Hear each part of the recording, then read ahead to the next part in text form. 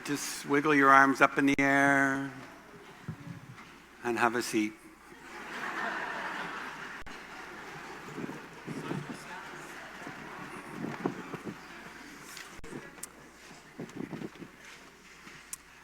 Let us pray.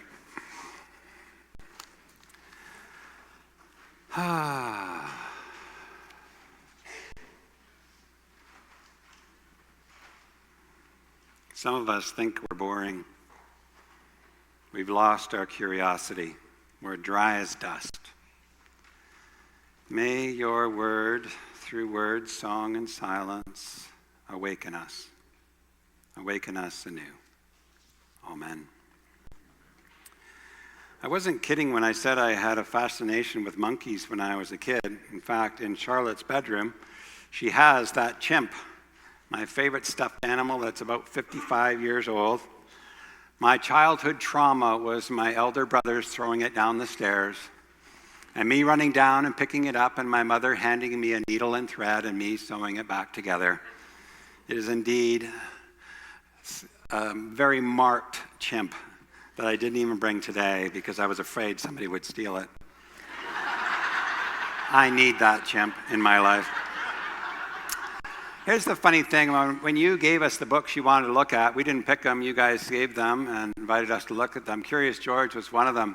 And what I love about it is the background story. If you were here last week or you weren't, you'll recall that I was saying that the book, Love You Forever, it's a great story, but the backstory, hi Gary, the backstory of this book is that Robert Munch wrote it first as a song.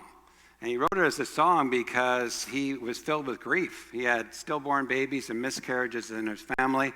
And so he wrote the song and then the story that sold 15 million copies because he worked through his grief by writing a song and then a book. And I posed the question, so how do we use our grief and work with it so that it might be a gift to others? Similarly, the story of Curious George, which I've come to know and didn't know until this week, was that it was born in 1941. And it was in Europe, in Paris, that the radio was announcing that the city would not be defended from the approaching Nazi army. The couple, Margaret and Hans, didn't have a car, none of the trains were running, and 2 million Parisians were fleeing the city. Hans and Margaret went to a bike shop and tried out a tandem bike, but it didn't quite work for them. And so instead they bought parts to build bikes. So here they are in this place of crisis, having to flee the city, and Hans had the curiosity and the ability to build 2 bikes in the night. The couple left the next morning with some food, a little clothing, and drawings from the children's book they were working on about a curious monkey. The Rays were taken in by strangers as they made their way across to Europe, housed in barns or a manger along the route of escape. They arrived in New York with almost no money, with their main luggage gone, and they must have also carried a tremendous sense of their extraordinary good fortune and ultimate safety. For here they were, refugees, if you were, fleeing with just what they had and the story of Curious George. What's amazing to me is they moved from France to Spain to Portugal and then to Rio and ending up in New York is that they had lost their luggage, but these bits of paper with the story remained. The physical peril in the book Curious George isn't by people. It's always about something else, a flood in the house, being carried off by a kite, George breaking a leg, or crashing on a bike. The constant in all of the books of Curious George is a reliably happy ending. And what distinguishes George's stories is where the trouble is. It's never from another person, never in humanity. George lives in a super benign world, even it is often strange and unfamiliar to him. This is different than living in a world that's familiar but crowded with evil or indifference. George is at once an impossible monkey, a fantasy, and simply us. You'll note that in the book that George doesn't have a tail. So some have been arguing, well, really he was an ape. Well, let's not go there. None of us have tails, but all of us are monkeys. What I love about Curious George is the invitation throughout the book to curiosity. The curiosity is indeed in all of us. And I want to look at 4 parts. First, looking at curiosity in relationships. I meet with couples when they're engaged and about to be married, and we talk briefly together about a variety of things. But one of the questions I ask is, what do you love about the person you're going to marry? And I love being in that conversation. It's not a right answer or a wrong answer. It's watching them engage with each other about what they love about the other. It's often a tearful conversation. I remember one in particular where I said, what do you love about your partner? One said, what I love about her is her curiosity. When we go to Safeway, it's never 2 minutes. It's usually 2 hours. She goes up and down the aisles and she meets people and talks to them and finds out their entire life story. And I love that she's curious about people. And then he said, well, what's amazing about him is that he's an astrophysicist, of which I don't know what that is. And she says, you know, what's amazing about him is he's always dreaming about possibilities. In fact, he started his own company that builds satellites. And I'm like, satellites? What do the satellites do? Well, they circle the earth. They're about the size of a school bus. And what they do is they spy on ships in the South Pacific. And they let them know if there's any pirates in the area. And then they let ships know, and then they become safe. She says, I love his curiosity. Who thinks about satellites to help pirates these days be taken in? She is like, he is amazing with his curiosity. What I love in this perhaps extreme example is that they look at each other and they love the curiosity in their partner. If you have a partner or a friend, what is it that you're curious about them? How do you cultivate that curiosity through engagement, through question and answer, question and answer? Curiosity can be the fuel in a good relationship. Curiosity about the other, what makes them tick, why they do what they do, can be fuel in relationships. The second I've discovered this week after looking at Harvard Magazine is looking at how curiosity works in a workplace. Curiosity is essential to a healthy workplace. Get this. Here's the business case. When we are curious, there are fewer decision-making errors. That is, curiosity decreases our bias and our stereotyping. When you're curious, our bias and stereotyping decrease, and also generative ideas, other possibilities come. If you work in a workplace that encourages curiosity, there is energy. Number 2, curiosity reduces group conflict. Isn't that so? Curiosity, when you're inviting people to question, help me understand. Tell me why that's important to you. People begin to walk in another person's shoes instead of assumptions. A great example of this was told to me by a person in this community, a transgendered person. And she was telling me that she was feeling quite self-conscious about who she was and what was happening in her transition. And she was particularly aware the condominium she was living in. By the way, she told me I could tell this story. That she had this person who walked by all the time and seemed to give her the evil eye. And she just didn't like it. So one day came the opportunity. There was a coffee hour in the foyer of the condominium. And so the woman got up and went over to this person who'd been giving her the evil eye and said, I just want to know, do you have a problem with me? To which the other person said, I'm sorry, honey, I'm blind.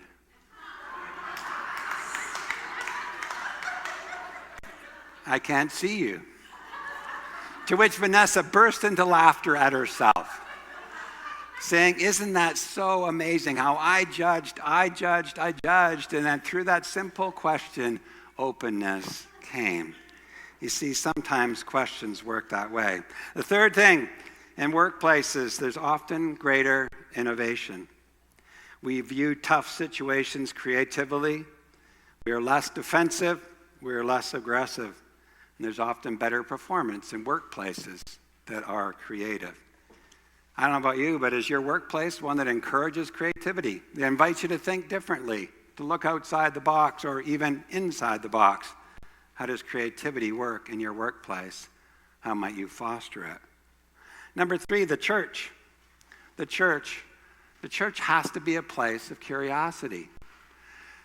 Sharon Higgins, I'm not sure if Sharon's here today, but Sharon Higgins gave me a piece for the book I wrote called Fishing Tips. And in the book, she said to me as a congregant, any good faith community or any good community, even a workplace, has 3 circles. There's a committed core, and a comfortable core, and a curious core. She said that if you have all 3 circles, you're going to ensure that you're going to be listening to the people who are there, and the people who are there but in and out, but also those who are brand new. And when she told me about this, I remembered a Sunday where I was running around Sunday morning getting things ready, and I looked at the back, and there was a woman who called me forward. Her name was Stephanie. I'd seen her from another place in the city, Leadership Calgary. She called me over, and she was hugging her Starbucks, and she said to me, John, I've never been to a wedding or a baptism or a funeral. What do I need to know? What do I need to know is a fabulous, curious question. Because churches so often do what we always do in a way that we always do with only the people we know, rather than looking outward to those who are new among us who might have a different way of looking at how we do what we do. I don't know this as fact, but it's part of my truth. 1/3 of you grew up in the United Church. Let's just see it. How many people grew up in the United Church? How many people grew up in another church? How many people are atheist or agnostic? Okay, if we're honest. You see, I say that we're 1/3 because we need to have those who grew up in the United Church and other churches and no church and wonder if God exists. The curious probe us with questions about who we are and what we do. And so this church, on your board and in various circles, when we're heading into a particular project, we try to have some committed, some comfortable, and welcome the curious who will pose good questions for your church organization. Number 4, how does this connect to the spiritual life? Would you get off Curious George and talk about Jesus for a minute? You see, the thing was, Jesus was the ultimate questioner, the ultimate curious person. He asked 307 questions, and he is asked 183, and he only answers 3. So if you ever see a bumper sticker that says, Jesus is the answer, go over and scratch it out and say, Jesus is the question. Because Jesus truly questioned people he met. He questioned his temple, his community, his family. And he asked questions like this. Ponder these. What does it profit a person if they gain the whole world and they lose their self? You gain the whole world, but you lose yourself. Or he said, who do you say that I am? Or he said to Pilate, what is truth? He said, and which of you, by being anxious, is going to add 1 bit to the length of their life? Or he said, why is it you're always seeing the little speck in the other person and not the big log in your own? Or he says to the person you heard a few weeks ago, do you want to be made whole? Do you want to be healthy? Do you want that? Or he says, what do you have to do to inherit eternal life? And he tells a story. Or he says, why do you call me good? Why do you call me good? Only God is good. You see, Jesus engaged in curious questions with people he met, not to give them an answer, but to invite them to question and wonder and to imagine more. Jesus was a questioner. I asked one of the leaders of our contemplative path, by the way, it meets 7 in the morning on Wednesday and 7 in the evening in this church. I asked, how does curiosity work if you're a contemplative? And he writes, I think the contemplative path begins when we get those momentary glimpses of God or unity. For some, this leads to the desire or curiosity to see life and see things as they are, to know ourselves as we are, and to know God or the ultimate truth as it is. It invites presence. So in some sense, curiosity, he writes, or a need to understand ourselves and God at a mystical, experiential level, may be what leads us to walk down the contemplative path. The contemplative mindfulness path invites awareness, attention, and wonder at the world around us. And it's from this curious stance that we are awakened and amazed. And perhaps this is the holy life. As I heard and read him say, awareness, attention, and wonder, I thought of Mary Oliver, who died this past year, a poet. And I want to share with you her poem called Instructions for Living a Life. Sometimes something came up out of the dark. It wasn't anything I'd ever seen before. It wasn't an animal or a flower, unless it was both.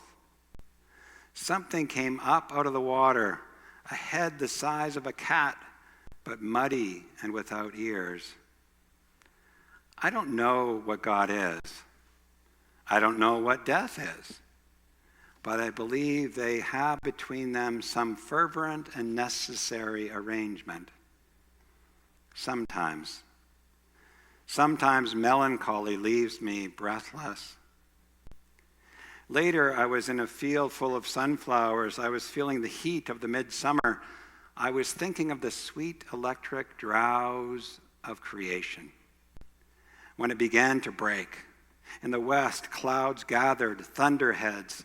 In an hour, the sky was filled with them. In an hour, the sky was filled with the sweetness of rain and the blast of lightning, followed by the deep bells of thunder.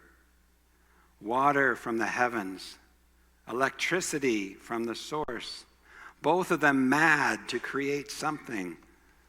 The lightning brighter than any flower, the thunder without a drowsy bone in its body. Instructions for living a life. Pay attention. Be astonished. Tell about it. Pay attention. Be astonished. Tell about it. 2 or 3 times in my life I discovered love. Each time it seemed to solve everything. Each time it solved a great many things, but not everything. Yet left me as grateful as if I had indeed and thoroughly solved everything.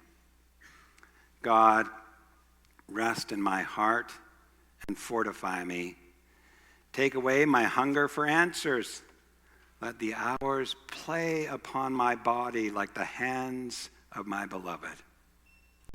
Let the cat head appear again, the smallest of your mysteries, some wild cousin of my own blood, probably. Some cousin of my own wild blood, probably, in the black dinner bowl of the pond. Death waits for me, I know it. Around it, one corner or another. It doesn't amuse me, neither does it frighten me. After the rain, I went back to the field of sunflowers. It was cool, and I was anything but drowsy. I walked slowly and listened to the crazy roots in the drenched earth, laughing and growing. Not beautiful? Pay attention, be astonished, tell someone. My example of this, to conclude what I want to share with you today, is an example of this that I had about 3 weeks ago in Halifax area.